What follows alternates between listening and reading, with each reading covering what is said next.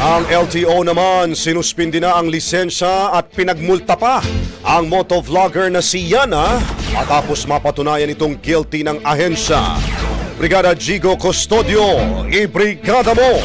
Brigada Live Report. Hinatulang guilty ng Land Transportation Office ang motovlogger na si Yana kasunod ng viral na insidente ng road rage sa Zambales. Suspendido ang kanyang lisensya hanggang sa maisuko niya ang motorsiklong ginamit niya sa insidente na hindi umano sa kanya nakarehistro. Pinagmumulta rin siya na 5,000 piso para sa paggamit ng motorsiklo na walang side mirrors at 2,000 piso para sa reckless driving. Sa 7 pahinang desisyon, napatunayan lumabag si Yana batay sa viral video na mismo siya ang nag-upload.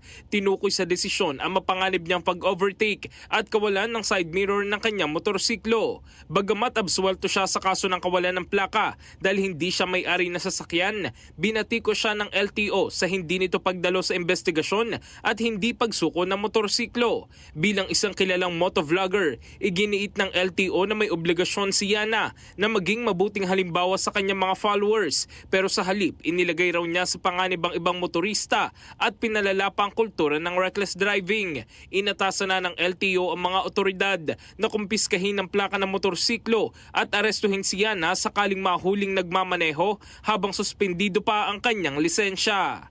In the heart of changing lives, ako si Brigada Jigo Custodio ng 105.1 Brigada News of Manila, The Music News Authority. Brigada Balita Nationwide. Ang bahaging ito ay hatid sa atin ng Standout ES4 Capsule. Simulang tuparin ang pangarap ng iyong anak. And stunting now,